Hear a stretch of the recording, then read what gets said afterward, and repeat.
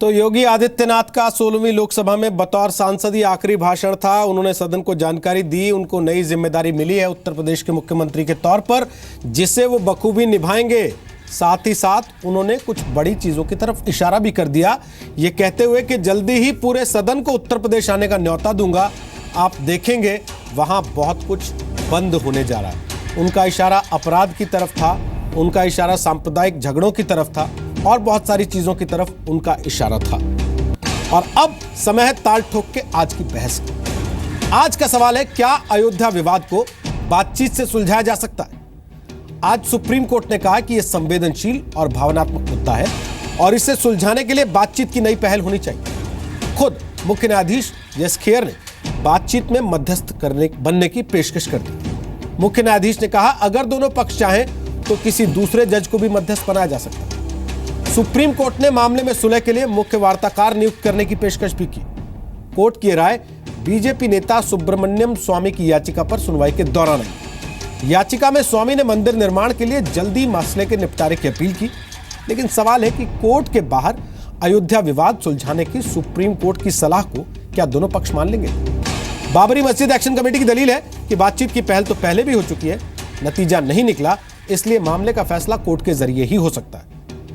सुब्रमण्यम स्वामी ने भी आज सुनवाई के दौरान कोर्ट में कहा कि उन्होंने मुस्लिम समुदाय से संपर्क किया था, लेकिन वो लोग इस पर राजी नहीं है। अब कोर्ट 31 मार्च को सुब्रमण्यम स्वामी की याचिका पर फैसला सुनाएगा। हमारा सवाल है कि जब कोर्ट ने बातचीत की सलाह दी है तो क्या इस पर सभी पक्षों को गौर नहीं करना चाहिए? क्या देश के सबसे संवेदनशील मुद्दे का हल बातचीत से ही निकल सकता है? और सवाल यह भी कि आस्था के मसले पर कानूनी जंग कब तक चलेगी? वैसे यहां AIMIM के नेता असदुद्दीन ओवैसी की राय भी आपको बता दें, जो कहते हैं कि यह मालिकाना हक का मुद्दा है, ना कि आस्था का, इसलिए कोर्ट सबूत के आधार पर फैसला करे। ताल ठोक के आज की बहस इन्हीं सवाल पहलुओं पर।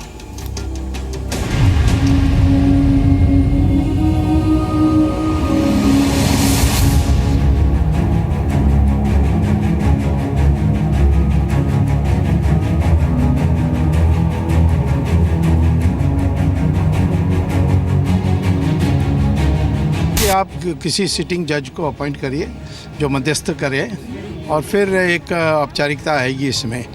तो उन्होंने पहले तो चीफ जस्टिस ने मेरे ख्याल में विनोद में कहा कि मैं खुद करने चाहूँगा, लेकिन फिर बाद में मैं फिर फैसला कि जब फैसला देने की बात आएगी तब मैं नहीं रह सकता।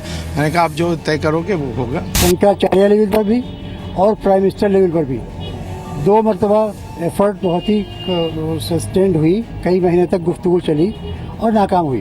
तो अब वो नाकाम हो जाने के बाद तब मुस्लिम पर्सनल लॉ बोर्ड ने फैसला किया कि अब सिर्फ कोर्ट से ही फैसला हो सकता है। वो कोई टीम नॉमिनेट करे सुप्रीम कोर्ट जजेस की, उन पर ही भरोसा है, वो हियरिंग करें, हम उसके लिए तैयार हैं। लेकिन आउट ऑफ कोर्ट सेटलमेंट के लिए वो हमसे कहेंगे तो हम नहीं जा सकते हैं। ये मूव सुप्रीम कोर्ट का बहुत ही अच्छा मूव है, स्वागत योग्य है। हमारे मुख्य न्यायाधीश ने ये बहुत अच्छी बात कही है, क्योंकि जो जजमेंट होता है उसमें एक पक्ष राजी होता है, एक पक्ष नाराज होता है। तो दोनों साथ बैठ करके अगर जो काम करेंगे तो मुझे पूरा विश्वास है इस मामले का सुलटारा हो जाएगा और बहुत ही देश के हित में रहेगा। ये तो माननीय सुप्रीम कोर्ट ने कहा, बहुत अच्छा कहा, मैं बहुत अभिनंदन करती हूँ।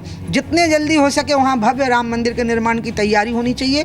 हमारे मैनिफेस्टो में भी ये बात थी कि या तो एक्ट के जरिए होगा और या फिर ये आपस की बातचीत के जरिए होगा, जिस पर माननीय सुप्रीम कोर्ट ने भी मुहर लगा दी है। भारतीय जनता पार्टी अगर राम मंदिर सुलझा लेगी तो उसके पास बचेगा क्या?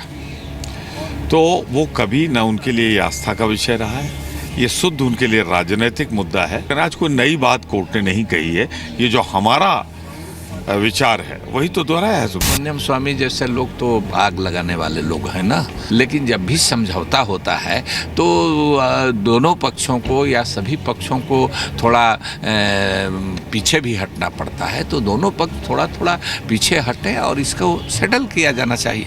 At the earliest, this issue should be settled and a grand temple should be erected by the total involvement of all Indians. बातचीत नहीं करेंगे, सुप्रीम कोर्ट इस मसले को सुनवाई कर रहा है, वो रोज इसकी सुनवाई करे।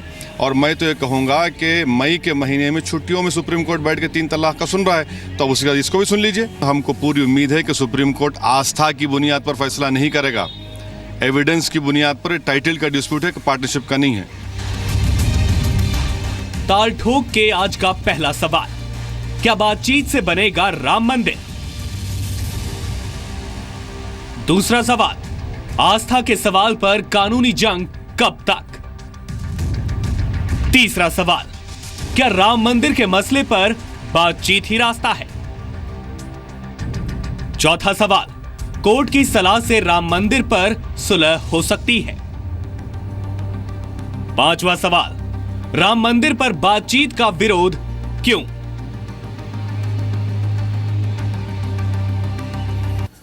तो आपको बता दें, हमारे साथ सुधांशु त्रिवेदी हैं, बीजेपी के प्रवक्ता हैं, गृहमंत्री राजनाथ सिंह के राजनीतिक सलाहकार हैं। हमारे साथ जयवीर शेरगिल हैं, वो कांग्रेस पार्टी के प्रवक्ता हैं, पार्टी के सबसे युवा प्रवक्ताओं में से एक हैं, सुप्रीम कोर्ट में वकील हैं और पंजाब के मीडिया प्रभारी भी। जफरयाब जिलानी हमारे साथ होंगे, वो संयोजक हैं बाबरी मस्जिद एक्शन कमेटी के, इलाहाबाद हाईकोर्ट की लखनऊ बेंच में वकालत भी कर रहे हैं और all India Muslim personal law board के सदस्य भी हैं। मुफ्ती मंजूर जिया हमारे साथ हैं, वो सलाहकार होंगे, सलाहकार हैं हाजी अली दरगाह ट्रस्ट के मुंबई में। और हमारे साथ स्वामी दीपांकर हैं, जो कि धर्मगुरु हैं, आध्यात्मिक गुरु हैं, सामाजिक कार्यकर्ता हैं और ध्यान सूत्र नाम की तकनीक उन्होंने इजाद की है। आपको बता दें कि आज स्पेशल एडिशन है, 6 बजे के बाद भी ये चर्चा जारी रहेगी और उस समय भी हमारे साथ कुछ नए मेहमान इस कार्यक्रम का हिस्सा बनेंगे। सबसे पहले मैं एक सवाल, राकेश सिन्हा, आपका परिचय इसलिए नहीं करा कि पहला सवाल आप ही से पूछने आ रहा था। प्रोफेसर राकेश सिन्हा संघ से जुड़े विचारक हैं और यह माना जाता है कि संघ से जुड़े जितने परिवार के उनके संगठन हैं, उन्होंने ही इस आंदोलन को हवा दी, बीजेपी चाहे चेहरा थी उसका। क्या संघ इस बात से सहमत है कि राम मंदिर का फैसला अदालत में नहीं, अदालत के बाहर होना चाहिए? देखिए, ये तो बीजेपी और संघ परिवार का स्टेटेड पोजीशन है। मेरे पास एक भारतीय जनता पार्टी ने जो श्वेत पत्र जारी किया था, ये भारतीय जनता पार्टी ने श्वेत पत्र जारी किया था। इस श्वेत पत्र में भारतीय जनता पार्टी ने साफ लिखा था, डिमोलिशन के बाद का ये श्वेत पत्र है, कि हमारा स्टेटेड पोजीशन है कि डायलॉग के द्वारा रिजॉल्व हो और इस स्टेटेड पोजीशन को पर संघ परिवार कायम है। देखिए, अगर कोर्ट में भी फैसला होता है तो इलाहाबाद हाई कोर्ट में निर्णय हुआ। मैं एक बात कहना चाहता हूँ, डायलॉग क्यों विफल हुआ? चंद्रशेखर जी के रेजिम में 5 राउंड डायलॉग हुआ और सरकार का जो श्वेत पत्र है, रोहित जी, ये सरकार ने फरवरी 1993 में एक श्वेत पत्र जारी किया अयोध्या के मुद्दे पर। उस श्वेत पत्र में सरकार ने जो लिखा है, विश्व हिंदू परिषद ने 24 फरवरी 1991 को सारे दस्तावेज प्रस्तुत किए जो उससे मांगा गया कि राम जन्मभूमि है, नहीं है, मंदिर है, चाहे ब्रिटिश गेजेटियर्स हो या खुदाई के बाद जो मिले एविडेंस हो, एपिग्राफिक एविडेंस हो। तब तक ऑल इंडिया बाबरी मस्जिद कमेटी ने कोई विवरण प्रस्तुत नहीं किया और यहाँ तक कि बाबरी मस्जिद कमेटी ने जिन इतिहासकारों को नॉमिनेट किया, आर.एस. शर्मा हुए, डी.एन. झा हुए, वे मीटिंग्स का बायकॉट करते रहे और अंत में जाकर बहुत रिक्वेस्ट करने के बाद 13 मई 1991 को बाबरी मस्जिद कमेटी के नॉमिनेटेड 4 इतिहासकारों ने जो डॉक्यूमेंट प्रस्तुत किया, रोहित जी, उसमें यह नहीं था कि वहाँ मस्जिद था, इसका प्रमाण नहीं था। सीता राम की बहन थी, राम फराओ थे इजिप्ट के, राम मिथ थे, वो कोई सामग्री प्रस्तुत, एक भी डॉक्यूमेंट प्रस्तुत नहीं किया जो दिखाता है कि वहां मस्जिद था। और विश्व हिंदू परिषद ने सभी वैज्ञानिक आधार पर वे डॉक्यूमेंट प्रस्तुत किए जो दिखाता था कि मंदिर था।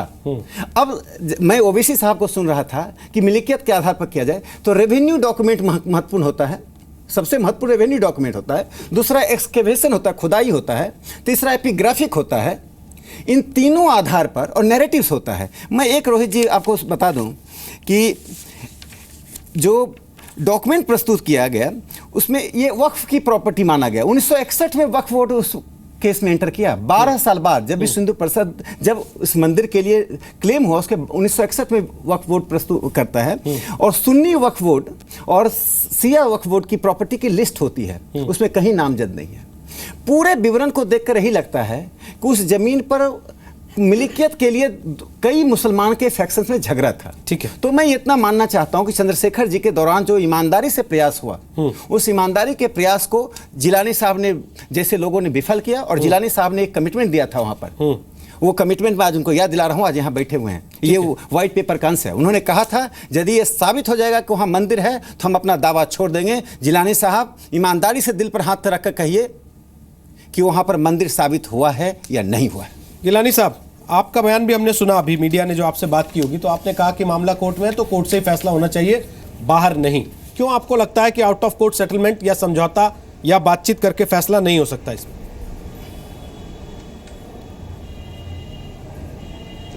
आप अपने पूछ रहे हैं तो मेरी बात सुनिए, थोड़ा मौका जी। दीजिए। राकेश सिन्हा साहब को ने को जितना वक्त आपने दिया है कम से कम उतना ही मुझे दीजिए। उससे ज्यादा लीजिएगा सर। राकेश बोलिए सिन्हा तो सही। साहब ने जितनी गलत बयानी से काम लिया है, मैं सुनने दीजिए तो मैं कह तो रहा हूँ। राकेश सिन्हा साहब ने जिन जिन बातों पर कहा है सब गलत बयानी से काम लिया है, मैं माफ़ करेंगे वो। पहले उन्होंने कहा कि साहब नेगोशिएशन 1990 में चंद्रशेखर जी के ज़माने में हमने डॉक्यूमेंट नहीं फाइल किए।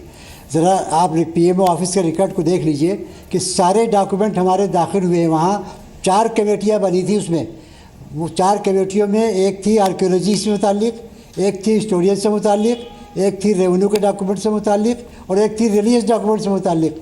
चारों कमेटियों में डॉक्यूमेंट हमारे दिसंबर के आखिरी हफ्ते में दाखिल हो चुके थे। जनवरी के महीने में उसमें कई सिटिंग हुई और उसमें दोनों पार्टीज़ के पक्षों ने हिस्सा लिया। हिस्टोरियंस जिनकी आप बात कर रहे हैं वो इंडिपेंडेंट हिस्टोरियन के तौर पर आए। हमने उनको कहा कि इनको आप हमारा नुमाइंदा मान सकते हैं। गवर्नमेंट ने उनको मान लिया, उनको मौका दिया। उन्होंने स्पॉट का इंस्पेक्शन करने के बाद अपनी रिपोर्ट गवर्नमेंट ऑफ इंडिया को सबमिट की, जो हाई कोर्ट में दाखिल भी है। और उसमें उन्होंने पाया कि कोई एविडेंस नहीं है इस बात की कि यहाँ पर कभी कोई मंदिर बना हो, ना कोई मंदिर के डिमोलिशन की कोई एविडेंस है। और एविडेंस कोर्ट में दाखिल हुई है। हिस्टोरिकल एविडेंस कोई नहीं है किसी मंदिर के गिराए जाने की। हिस्टोरिकल एविडेंस कोई नहीं है रामचंद्र जी के वहाँ पैदा होने की। हिस्टोरिकल एविडेंस कोई नहीं है कि उनके वहाँ पर कोई मंदिर का रिकॉर्ड हो। रेवेन्यू के डॉक्यूमेंट में ये जगह मस्जिद, जब से रेवेन्यू का यहाँ सिलसिला शुरू हुआ है 1857 के बाद से हर डॉक्यूमेंट में लिखी हुई है मस्जिद शाही, कहीं लिखा है, कहीं पर लिखा है मस्जिद राम जन्मभूमि। मस्जिद का रिकॉर्ड थ्रू आउट मौजूद है।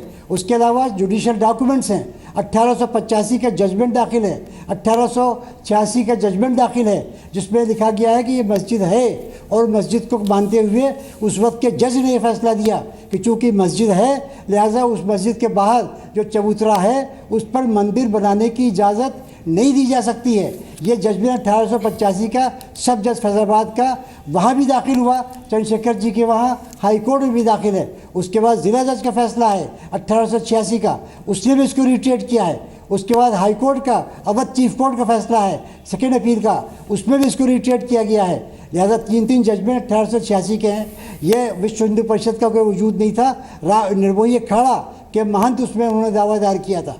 ये मुकदमा सब दाखिल है। उसके बाद फसाद हुआ था 1934 में। उस फसाद में मस्जिद को सरकारी पैसे से बनवाया गया था। ये सारे डॉक्यूमेंट दाखिल हैं। उन्होंने रैली की बात कर रहे हैं, उन्होंने पहली शर्त ये रखी थी कि राकेश जी को समय मिला, मुझे समय मिला। अब जैसा जिलानी साहब जो आपने जो दर्ज आपने किया है, ये सब कागज दाखिल हैं। अरे आप राकेश सिन्हा साहब को ये सब गलत बयानी करते हैं। गलत बयानी मैं कर रहा हूँ। मेरा सवाल आप दोनों की बातों से थोड़ा सा हटके है सर। 100% गलत बयानी आप कर रहे हैं। जन्म के कोई सबूत नहीं मिले। डॉक्यूमेंट क्या है? मेरा एक सवाल है, छोटा सा मेरा एक सवाल है स्वामी। कोई सबूत नहीं मिला। मेरा ठीक है सर, आपके पास सबूत नहीं होगा, ठीक है सर। एक पंक्ति आस्था से जुड़ा मामला आप 3 तलाक को कहते हैं। झूठ है। एक पंक्ति से पढ़ लीजिए। ये अयोध्या पर श्वेत पत्र है भारत सरकार का, जो कि कांग्रेस बीजेपी की सरकार ने 1900 जरा कैमरामैन दिखा दे 1993 श्वेत पत्र कोई एविडेंस नहीं होता है। अरे कोर्ट ऑफ लॉ में एविडेंस दाखिल है। आपके लिए कोई एविडेंस नहीं है। भगवान राम सुन लीजिए। अरे 2 लाइन पढ़ श्वेत पत्र कोई डॉक्यूमेंट नहीं है। 6 फरवरी 19 श्वेत पत्र कोर्ट में नहीं दाखिल। पहले पेज पर क्या गया? 6 फरवरी 1991 को चौथी बैठक में श्वेत पत्र कोई डॉक्यूमेंट है ही नहीं। यह संकल्प किया गया कि सरकार दोनों पक्षों द्वारा प्रस्तुत दस्तावेज का मूल दस्तावेजों से मिलाकर करेगी तथा प्रामाणिकता का सत्यापन करेगी। तदनुसार विश्व हिंदू परिषद ने 24 फरवरी 1991 को इस मामले पर अपना विवरण प्रस्तुत किया। बहरहाल ऑल इंडिया बाबरी मस्जिद एक्शन कमेटी ने उस समय ऐसा कोई भी विवरण प्रस्तुत नहीं किया। बाबरी मस्जिद कमेटी ने कोई विवरण बाद में 13 मई को आपने प्रस्तुत किया। वो न्यूज़पेपर के आर्टिकल्स थे। सर मेरा एक छोटा सा सवाल है, गिलानी साहब ने जो बातें कही है, गिलानी साहब कह रहे हैं कि रामचंद्र जी के जन्म के कोई सबूत उपलब्ध नहीं है। मैं आपसे एक सवाल पूछता हूं, 3 तलाक के मामले को कोर्ट में ले जाने पे झगड़ा होता है कि ये हमारी आस्था का सवाल है, धर्म से जुड़ा हुआ है, इसको कोर्ट में नहीं, इसको धर्म की अदालत में सॉल्व होने दीजिए। क्या भगवान राम के जन्म का मुद्दा वो आस्था से जुड़ा हुआ नहीं है करोड़ों लोगों की? फिर वो अदालत में क्यों बात क्यों सॉल्व नहीं होना चाहिए? और दूसरी बात स्वामी दीपांकर, हम आपकी आस्था की बात नहीं कर रहे। गिलानी साहब मैंने आपसे कोई सवाल नहीं पूछा, मैं स्वामी दीपांकर से पूछ रहा हूं। आपसे मैं चाहता तो सीधे पूछ सकता था कि आप कह रहे हैं भगवान राम के जन्म के सबूत नहीं है, जिनको आप मानते हैं उनके जन्म के सबूत लेके मानते हैं क्या उनको आप? अरे जो कोर्ट ऑफ लॉ की बात मैं कर रहा हूं सर, जिनको आप मानते हैं उनके जन्म के सबूत मांग के मानते हैं क्या? कोर्ट ऑफ लॉ में कोई सबूत, जिनमें आपकी आस्था है उनके जन्म के सबूत मांग के आस्था मानते हैं क्या? उसमें आप अपनी राम मंदिर पर जब आप ये जानते हैं कि ये मामला लोगों की आस्था से जुड़ा हुआ है, तो फिर सर करोड़ों लोगों की आस्था से जुड़ा मामला है, आप ये कह रहे हैं कि उनके भगवान के जन्म के सबूत चाहिए आपको? आप मुकदमे की बात करें, आपकी आस्था है, हमारे कोर्ट ऑफ लॉ में सर जो कुछ है मैं बता रहा हूँ। तो 3 तलाक के मामले पे 3 तलाक के मामले पे कोर्ट ऑफ लॉ क्यों भूल जाते हैं आप लोग? कुरान को कोर्ट ऑफ लॉ में ले जाएगा, वेस्ट बंगाल में क्यों हंगामा मचाया? क्यों 3 तलाक का मामला नहीं है यहाँ, 3 तलाक पे मामला नहीं है। 3 तलाक पे आपके मसला 3 तलाक पे मुस्लिम पर्सनल लॉ बोर्ड क्या दलीलें देता है आपको नहीं पता क्या? आप उसी की पैरवी करते हैं। आस्था नहीं है। आज मामला सिर्फ अरे आपने कमिटमेंट दिया था, आस्था कमिटमेंट दिया था कि मंदिर होगा तो मैं कोर्ट वापस लूंगा। मंदिर है कि नहीं? सर आस्था के मामलों की तरह ट्रीट किए जाते हैं। आप इस पर क्यों भाग रहे हैं? आस्था के मामलों की तरह ट्रीट किए जाते हैं। और क्या जफरयाब जिलानी के कहने से भगवान राम की पैदाइश बदल जाएगी? कोई जिक्र है? जैसे कि हमें अब तक की डिबेट का जिलानिया साहब का दिया हुआ जो ये वक्तव्य है, अब तक का सबसे निंदनीय या ये कहूं कि अब तक का सबसे अशोभनीय है कि ये हमसे पूछ रहे हैं कि बताइए कि वो कहाँ जन्मे थे और क्या उनकी जन्म का कोई प्रूफ है या नहीं है। हमें ये नहीं समझ में आता। खैर वैसे हम ज्यादा तो कुछ नहीं कहेंगे, इतना जरूर कहेंगे, एक साहब ने अभी राइटर ने एक बुक लिखा था, उसने कहा था कि राम लाहौर में पैदा हुए। तो खैर अब मैं ज्यादा उस पर जाना नहीं चाहूंगा, पर इतना जरूर कहना चाहूंगा कि देश के सबसे संवेदनशील मुद्दे को और बहुसंख्यक समाज के आस्था के मुद्दे को देश की सर्वोच्च अदालत के सर्वोच्च न्यायाधीश ने समझा, मगर जिलानी साहब समझने में अभी भी हमें लगता है पता नहीं क्यों विफल हो रहे हैं। ये बड़ा आश्चर्य का विषय है। मगर मैं फिर एक बात कहूंगा, संविधान के अनुसार समझेंगे। आदरणीय सुन लीजिए, कानून के अनुसार चला जाता है 3 तलाक के मसले पे। आदरणीय संविधान से आधार रख देते हैं 3 तलाक के मसले पे, जब ये कहता है मुस्लिम पर्सनल लॉ बोर्ड कि औरतें इस लायक नहीं कि उनको फैसला लेने के लिए छोड़ा जाए, कानून वहां आपको संविधान याद नहीं आता? साहबानों के समय न्यायालय नहीं था क्या? प्लीज सर जिलानी साहब प्लीज एक एक करके बोल ले, सुन लीजिए, एक एक करके बोल ले। आपने बोला, आप सुनिए भी उसको। हम आपके कोई बात जो है वो इस मसले के आगे, आपने जो बोला है उसका जवाब भी सुनिए। आप इस मसले पर आइए, सुनिए तो सही, दूसरे पक्ष को भी सुनिए। यही चर्चा करने बैठे हैं यहाँ पर। हमने जो मसला सुप्रीम कोर्ट में है ये फेयर नहीं है जिलानी साहब, ये बराबर नहीं है। अगर जो कीजिए फिर मैं संवाद का मतलब संवाद होता है, विवाद आप कुछ और बुलवाएंगे तो हमें नहीं, आपको शरीक होना है। जिलानी साहब फैसले बात करने आए। जिलानी साहब बुलवाया नहीं जा सकता आपसे, आप वकील हैं, आपको ये बात बरसों से वकालत कर रहे हैं। मैं बुलवा नहीं लूंगा कुछ आपसे, मैं बुलवा नहीं लूंगा कुछ आपसे। मैं आपके बुलाने पर थोड़ा शांत हो जाइए, थोड़ा शांत हो जाइए, पानी पीजिए, पानी पीजिए, दूसरों की बात को सुनिए। क्या आप मुझको यहाँ बिठा के दूसरों की बात को सुनिए, बातें करवाएं? गिलानी साहब दूसरों की बात को सुनिए। आप मिस्टर एंकर और भी लोग हैं यहाँ पर, मैं सुनने के लिए नहीं आया हूँ, मैं अपनी बात। अच्छा, आप सुनेंगे नहीं? मैं अपनी बात कहने के लिए आया हूँ। तो सर यहाँ तकरीर के लिए नहीं बुलाया हमने आपको, भाषण देने नहीं बुलाया। मुझे यहाँ डिबेट है, बाकी लोग भी बोलेंगे। तो आपने जिसने बुलाया हो, आपकी मर्जी है, आप मुझे बुलाएं तो मेरी बात सुने, मैं आपकी बात सुनने। आप शांत हो जाइए, आपसे भी बात करते हैं, आप शांत हो जाइए। अब दूसरे लोगों की बात सुन लीजिए। मैं शांत हूँ, मैं आपको बहुत समझता हूँ। आप ठीक है सर, एंकर्स लोग जो दूसरों की बात सुन लीजिए, दूसरों की बात सुन लीजिए, आप पार्टी, दूसरों की बात सुन लीजिए। सुनने, अच्छा, इस इशू पर सुनवाइए बात, दूसरों की बात सुन लीजिए। अगर आप, मैं 3 तलाक सुनूंगा, अगर आप किसी की आस्था को चैलेंज करेंगे तो मैं आपसे सवाल पूछूंगा, आपको बुरा लगे या भला। अगर आप किसी की आस्था को चैलेंज करेंगे तो मैं आपसे सवाल पूछूंगा, आप जो चाहे पूछिए। अगर आपको बुरा लगता हो तो मैं उससे डरता नहीं हूँ, चैलेंज कर रहा हूँ। और धमकाइए मत मुझे, आराम से बैठिए। मैं कोर्ट में हाथ धड़े कर, मैं भी आपसे मत डरता, बैठिए आराम से, मैं भी आपसे नहीं डरता हूँ। प्लीज आप दूसरों को सुनिए। आप एंकर हैं सुधांशु त्रिवेदी, 67 साल से ये मुकदमे चल रहे हैं, नहीं सुनता, बात है तारीख पे तारीख आती है, तारीख पे तारीख आती है, तारीख पे तारीख आती है। देश की सबसे बड़ी अदालत कहती है कि बाहर बैठ के मामले को सुलझा लिया जाए, उसके बाद भी लोग कहते हैं कि नहीं, ये तो मिल्कियत का मामला है, कोर्ट में ही चलेगा। क्यों? देखिए, मैं इसका तथ्यात्मक जवाब देता हूं। अभी जिलानी साहब ने कहा कि फैक्ट्स पे बात की जाए, मैं फैक्ट्स पे बात करता हूं। 2003 में भारत के आर्कियोलॉजिकल सर्वे ऑफ इंडिया ने जो एक्सकेवेशंस किए थे, जिसकी रिपोर्ट 2010 के हाई कोर्ट के जजमेंट के सामने रखी गई है, उन रिपोर्टों में आप डिटेल में जाइए आर्कियोलॉजिकल सर्वे एक्सकेवेशन में, तो 16वीं शताब्दी नहीं, 12वीं शताब्दी से लेकर विक्रमादित्य के जमाने तक के उस पर प्रूफ मिले हैं। दूसरा प्रूफ, 1976 में आर्कियोलॉजिकल सर्वे ऑफ इंडिया के एक्सकेवेशन पे वहां के तत्कालीन एक अधिकारी M.A. अहमद ने यह कहा था कि उस समय खुदाई में राम मंदिर मिल रहा था, मगर तत्कालीन वामपंथी इतिहासकारों रोमिला थापर और R.S. शर्मा की दबाव में तत्कालीन सरकार ने उस विषय को विड्रॉ करने या रोकने का निर्णय लिया, अन्यथा यह विषय उसी समय समाप्त हो जाता। अब आइए आप मिल्कियत की बात। तो देखिए, धर्मस्थल विधेयक नरसिम्हा राव की सरकार लाई थी, जिसने कहा कि 1947 से पहले के मामले में राम जन्मभूमि पे लागू नहीं होते। तो मैं पूछना चाहूंगा जनाब, अगर आप मिल्कियत मालिकाना हक पे जाएंगे तो 47 से कितना पीछे जाएंगे? अभी आपने अपनी तकरीर में बोला कि एक जगह पे लिखा है मस्जिद राम जन्मभूमि।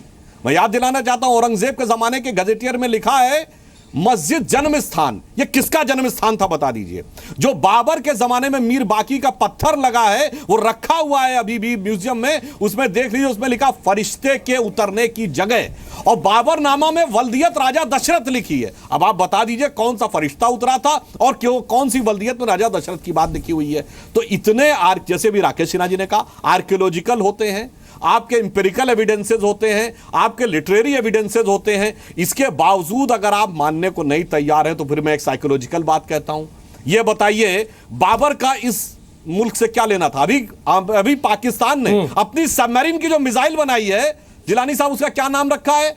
बाबर 2। उससे पहले बनाई surface to air missile Babur 1, और कहा ये हमने भारत के खिलाफ उसको दिखाने के लिए बनाई है। यानी भारत विरोधी शक्तियां जिस प्रतीक को प्रयोग करती हैं, भाई बाबर की मां जो थी वो मंगोल थी, बाप उज़्बेक था। आज के मुस्लिम समुदाय का क्या मतलब है मंगोल और उज़्बेक से? जैसे आज के क्रिश्चियंस का कोई मतलब नहीं है वाइसराय डफरिन से लेके, चाहे वाइसराय वेवेल रहे हो या वाइसराय माउंटबेटन रहे, उसी तरह बाबर, औरंगजेब, कोई भी रहा, उससे आज का क्या मतलब है? खामखा में आप लोग, तो आपकी बात तथ्यात्मक दृष्टि से भी गलत है, मनोवैज्ञानिक दृष्टि से भी गलत है और सांस्कृतिक दृष्टि से भी गलत। ठीक है, जयवीर शेरगिल, कांग्रेस क्या चाहती है?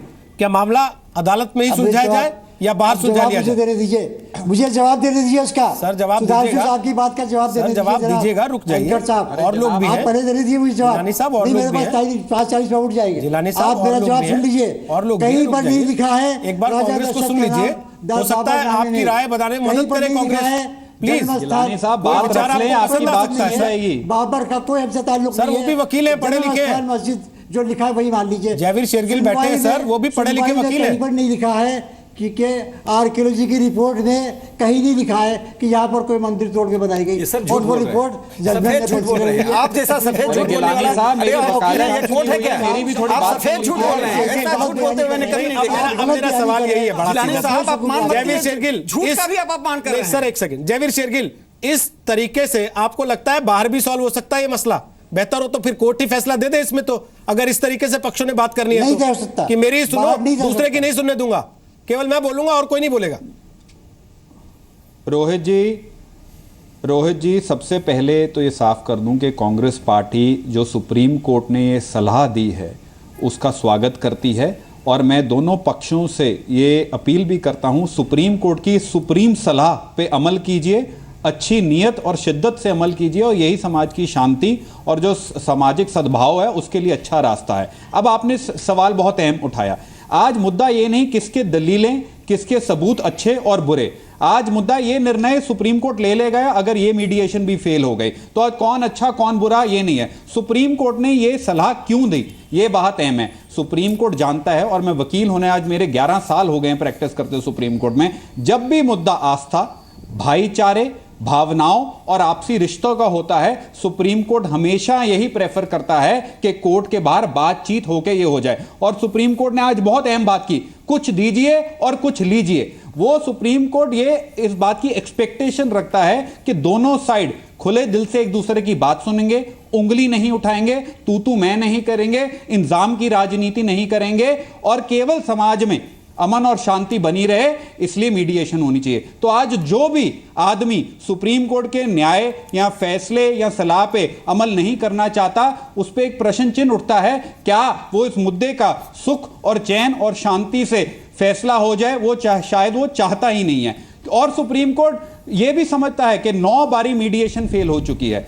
हर अक्सर जो केस सुप्रीम कोर्ट में आते हैं उनमें 50 बार मीडिएशन फेल हो चुकी होती है, पर फिर सुप्रीम कोर्ट फिर भी एक आखिरी चांस देता है कि शायद दोनों पक्ष ये समझ जाएं कि लंबे भाईचारे, एक लंबे समय तक भाईचारा समाज में बना रहे, उससे सलाह मशवरे से फैसला होना चाहिए। अब मैं गिलानी साहब की बात पे आता हूं। गिलानी साहब, आप तजुर्बे में और वकालत में शायद मुझसे उम्र में बहुत बड़े हैं, दोनों में, पर जब भी मीडिएशन होती है तब तू मैं नहीं होती, तब दलीलें ऐसे नहीं रखी जाती। दोनों पक्षों को थोड़ा सा झुकना पड़ता है, फिर बात समझनी पड़ती है और फैसला। आज ही अगर आप कह देंगे हम नहीं मानते, तो ये सुप्रीम कोर्ट की सलाह कि मुझे लगता है कहीं निरादर कर रहे हैं। आप जानते हैं 23 सितंबर 2010 को भी सुप्रीम कोर्ट में याचिका डली थी इलाहाबाद हाईकोर्ट का न्याय फैसला आने से पहले कि आउट ऑफ कोर्ट सेटलमेंट हो जानी चाहिए। सुप्रीम कोर्ट तब नहीं माना, पर आज सुप्रीम कोर्ट ने आखिरी फैसला दिया है, क्योंकि वो चाहता है नहीं कि एक हिस्से की हार और दूसरे की जीत हो, वो चाहता है समाज का हर हिस्सा जीते।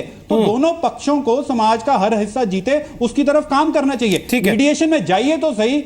25 साल का विवाद, आज ही आप सब दरवाजे क्यों बंद करना चाहते हैं? सुप्रीम कोर्ट का तजुर्बा हम सबसे बहुत ज्यादा है। Chief justice of India supreme court की गरिमा को समझते हैं, समाज को समझते हैं, उसको हम इतना क्यों झिझक रहे हैं उनकी सलाह और मशवरे को मानने के लिए? मुझे इस बात की समझ नहीं आ रही। ठीक है, बोलिए जिलानी साहब, अब बोलिए। अब देखिए, सुप्रीम कोर्ट के चीफ जस्टिस के सामने सिर्फ सुब्रमण्यम स्वामी गए थे, जो कोई पार्टी नहीं है। सुप्रीम कोर्ट ने अभी कोई सिलसिले में फाइनल राय नहीं दी। सुप्रीम कोर्ट, जब हम कहते हैं आप वकील हैं, सेक्शन 89 CPC में सुप्रीम कोर्ट को पावर है कि सुप्रीम कोर्ट उसमें पार्टीज़ को बुला के पूछे, पार्टी से पूछे, अगर सुप्रीम कोर्ट इस नतीजे पहुँचता है कि हाँ सेटलमेंट पॉसिबल है, तो सेक्शन 89 के तहत सुप्रीम कोर्ट के सारे इख्तियार हैं। और हम सुप्रीम कोर्ट के एडवाइस का बिल्कुल निरादर नहीं कर रहे हैं। हम तो कह रहे हैं कि सुप्रीम कोर्ट के चीफ जस्टिस साहब को हम ये बात बताना चाहेंगे, और उसके बाद जो उनका राय होगी उसके लिहाज से काम किया जाएगा। उनकी राय हमको सुनने के बाद जो होगी, क्योंकि जो अभी तक हुआ है वो भी उनके सामने होगा, और जो सेक्शन 89 आपके CPC में दिया हुआ है उसमें सुप्रीम कोर्ट को पावर है। हाई कोर्ट इस पावर का इस्तेमाल करके अपने जजमेंट में, ऑर्डर में लिख चुका है कि हमने कोशिश की और कोई संभव नहीं हुआ सेटलमेंट, लिहाजा हम जजमेंट दे रहे हैं। गलत। तो सुप्रीम कोर्ट के सामने जब ये सब बातें आ जाएं, उसके बाद सुप्रीम कोर्ट जो आदमी ऑर्डर करेगा, तो जाहिर है उसके लिए हम सुप्रीम कोर्ट के हर ऑर्डर को मानने के लिए तैयार हैं। जयवीर शेरगिल आपकी बात से सहमत नहीं है। हालांकि आप ये कह रहे थे 5:40 पे मैं उठ जाऊंगा, लेकिन मैं चाहता हूं कि आप रहें थोड़ी देर और। कम से कम जयवीर शेरगिल का जो ऐतराज है उसको आप सुने कि क्यों उनको आपकी बात जस्टिफाइड नहीं लगती। टाइम दिया, मैं नहीं रह सकता इसलिए। ओके सर, कोई बात नहीं, मुझे कोई आपत्ति नहीं है। आपकी बात कुछ मुझे कोई आपत्ति नहीं है सर। मैं अपना कमिटमेंट, आप मुझे कोई आपत्ति नहीं है सर। आप नहीं रहना चाहते, आपने जितना समय दिया उसके लिए बहुत बहुत धन्यवाद आपका। दूसरे चैनल पे जाना है, दूसरे लोगों को टाइम दिया ना, वो लोग जा सकते हैं सर, जा सकते हैं, चर्चा यहाँ पे चलती रहेगी, आप जा सकते हैं। उसके लिए धन्यवाद आपका, जो समय आपने दिया। लेकिन जयवीर शेरगिल का ऐतराज क्या है? उनको क्यों लगता है कि ज़फरयाब गिलानी जो बात रख रहे हैं, जो तथ्य रख रहे हैं, उसमें कहीं ना कहीं चूक है? और अदालत ने 31 मार्च की तारीख अगर दी है तो क्या सोच के दी है? अदालत के पास भी कुछ ना कुछ दिमाग में होगा, तभी ये चीजें आई हैं।